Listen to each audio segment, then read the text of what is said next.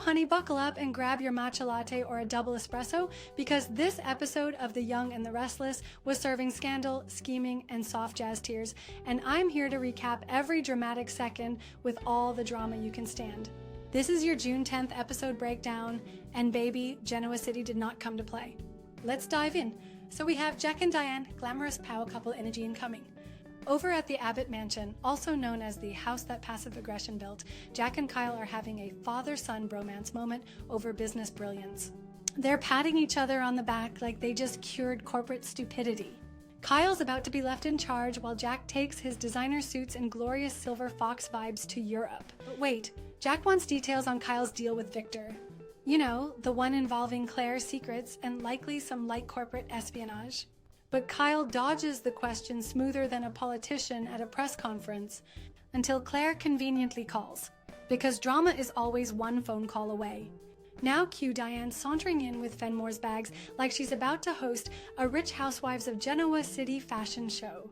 Jack brings up the Victor situation again because he's Jack and Jack loves control.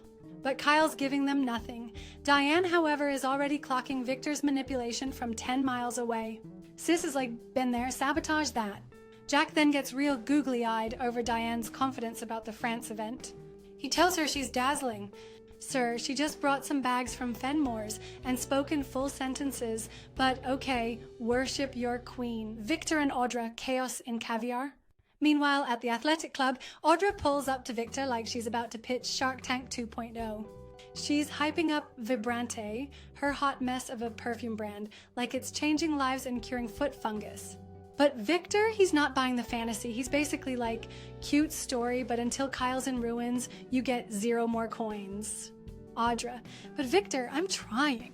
Victor, try harder, sabotage sexier, plot deeper. Enter Holden, who's eavesdropping from across the room like he's auditioning for Real Detectives of Genoa City. He hears every shady syllable and then pops up to remind Audra he's not blind or stupid. She brushes him off, but he's serving. You're tangled in a feud that's gonna blow up in your flawless face. Oh, and the real tea? He knows she's being paid to mess with Kyle and Claire. Audra starts threatening him with her signature brand of mean girl menace, but Holden's like, ma'am, please. Kyle and Audra, sneaky warfare. Kyle walks in just in time for Holden to dip, leaving Audra to work her Black Widow charm. Kyle asks the question we're all asking, why do you and Holden always look like you're gonna kill each other or hook up in a stairwell? Audra flips her hair and blames her magnetism, of course. Then she launches into yet another sexy scheme. She wants to publicly feud with Kyle at the Dumas perfume event in France. Yes, you read that right, a perfume feud, because nothing says power play like clashing eau de toilette. Kyle's unimpressed and skeptical and gorgeous. Audra tries to seduce him with marketing language and smirks, but he's like, girl, I'm not that bored yet.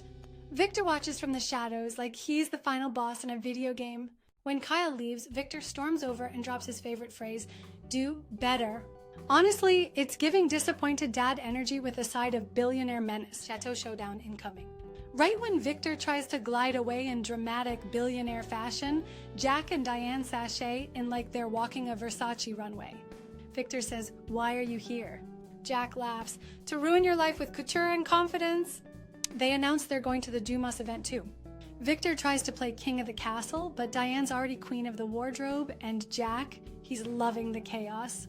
They're all going to be living under one French roof. I hope Dumas has good wine and thicker walls. Lily and Damian, soft jazz and broken bromance. Meanwhile, over at Crimson Lights, where all emotionally charged scenes live, Damian surprises Lily with a gift that isn't flowers, jewelry, or a badly timed declaration of love. Nope, it's a signed copy of a jazz history book, and honey, this isn't just any book. It was Neil's favorite. Suddenly, we've entered the emotional montage portion of the episode. Lily tears up. Damian's actually thoughtful. And for once, a man in Genoa City gives a gift that doesn't have secret microphones or legal strings attached. They bond, it's tender, it's sweet. And then, plot twist incoming, Damian drops the drama. Holden is mad. Like unfollowed you on Instagram mad. Apparently, Damian's promotion has turned their friendship into a hot mess of resentment. Just when Lily tries to play mediator, Holden bursts in with enough fury to melt the espresso machine. He accuses Damian of betrayal, abandonment, and emotional eviction. And can we talk about the pain in Holden's voice when he says, "Now you've got your family and I've got nothing"? Baby, I felt that in my soul. This wasn't just a friendship breakup. This was Grey's Anatomy Season 2 level devastation. Damian looks gutted. Lily's stuck in the middle like the last cronut at brunch. Holden storms out, delivering a "have a nice life" that should be studied in soap opera school. Damian is shattered. Lily comforts him. And we're all left screaming into our coffee mugs. My final thoughts: Audra is out here plotting in Prada and still flopping like a fish out of water. Victor's patience is thinner than Summer's last relationship. Diane is eating this power wife era UP, and Jack is here for it. And Holden, baby, you are not okay, and we are rooting for your redemption arc. That's the tea, darlings.